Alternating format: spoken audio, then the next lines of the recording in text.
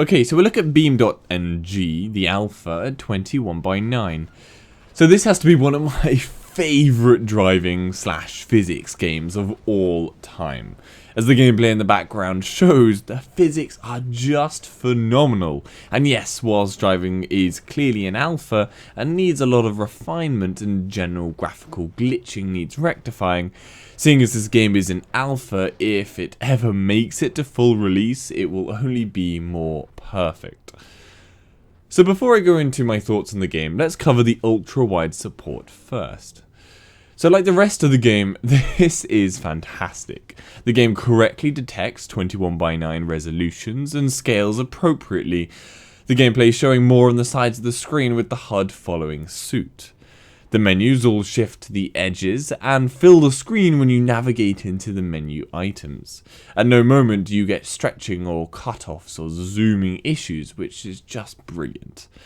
I should note that when going full screen, I did occasionally get a weird bug where it would go to a black screen when you full screened it.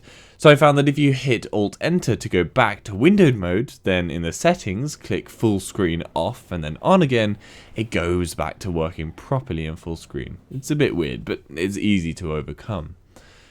And lastly, loading screens fill the screen fully. However, they are zoomed, but I prefer that over having the black bars in these moments when it doesn't really matter that you're missing the top and bottom. It's just better than having black bars. Performance-wise, it is, as you would expect, extremely hard to run. I did manage to force FPS down to 2 at one point, but generally around the 70 FPS mark at 1080p on a 980 Ti and on an i7-3770K at 3.5 GHz. On 1440p, it caused my FPS to dip to the 40s far more frequently, and that's with graphics settings on the lowest possible points. And you must remember that CPU is damn important in this, as the physics require crazy maths. Furthermore, the game varies a lot in its graphical demand, for obvious reason. Each map will have a different toll on your system, and I very frequently get a momentary freeze when I start hitting an object at high speed, causing huge damage, but it quickly catches itself and resumes full FPS. Really, the culprit to the majority of FPS death is the tire smoke, a really simple thing, but there is no easy way to turn it off, and it really does destroy your FPS. And so the only method currently that I know of is to go into a scenario or an open world, hit F11, which brings up the editing mode for the map, and then there you can edit out the smoke settings. So you turn them from, I think they're about 0.4 or something, down to 0, and then save the map, and now the smoke won't appear when you're playing. But this is a very long method of getting rid of it. So I would love just a quick button just to turn them off, or better still, just have them optimized better. But if people are interested, I can do a quick video just showing how to do this, and also how to just mod the game generally. Honestly, I don't care though about the FPS issues that much at this point. Number one, because it's an alpha, so it's all excusable, but secondly because the game is bloody fantastic. I genuinely love it. I have a real fascination with physics games, something in the way objects react, especially when smashing up. It's just phenomenal to watch. And it's just all the better when it's executed so well and in such great detail like this.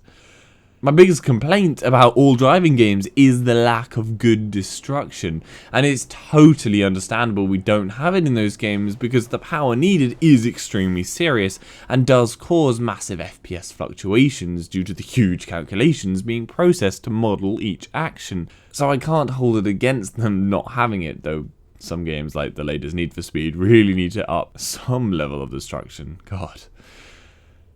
Anyway, so when you load up the game, what do you have access to? Well, you are given a bunch of maps and scenarios, the latter giving you a set of instructions to follow, usually like drive from point to point in a vehicle, and the open world option gives you the ability to load up any map and just drive around it with total freedom, spawning in any vehicle or object you want.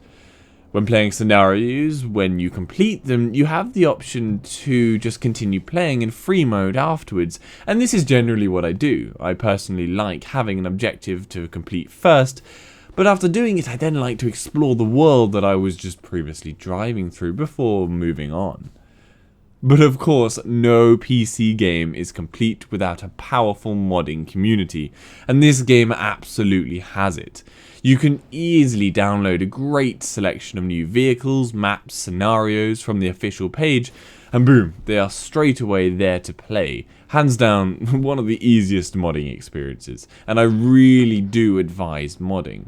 Admittedly, it did take me a little while to work out actually how to do the modding, but once I found that out, it's just so easy from that point on. So I got a huge number of mods installed, and they were mainly just maps and scenarios, but I also got a few vehicles, like really souped up fast cars, which just lead to epic moments as the slightest mess up and you go flying in a ball of twisted metal and rubber. Now, my only complaint about the game is the driving is too slippy. You simply feel like the cars just aren't gripping the ground sufficiently.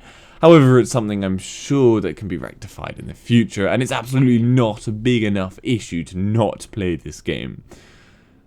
Now, on top of modding, the devs give you the complete control of the environment.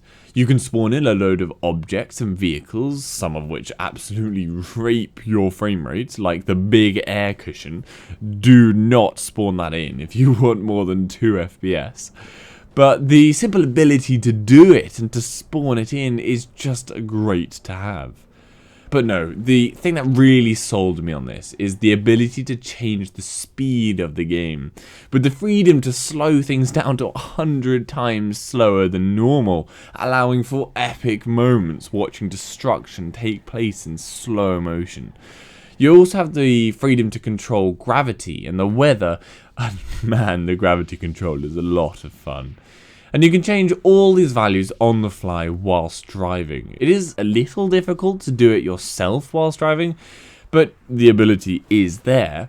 But I actually found when I was showing the game off to a friend of mine, while he was driving, it was very easy for me then to manipulate the environment. So it was definitely a lot easier two-person.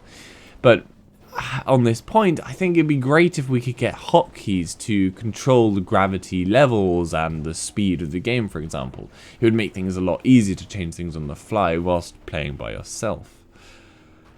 So overall, if you haven't worked out so far, I have a real fascination with this game and absolutely recommend it to you. It's the kind of thing I would just jump on for 15 minutes to do a quick mission and jump back off. It is just sadly limited by a steep power requirement, though I suppose you could always just chuck the resolution down to 720p if you must in order to run it. Anyway, I hope that gives you some information on how the game runs at 21:9. Give this video a like if you found it helpful, and subscribe for future info. For any other games at 21:9, head over to my channel, hopefully I've covered it. If I haven't, then leave a comment down below and I'll try and cover it. And if you'd like to donate to the channel, then links to my Patreon page are in the description. See you later.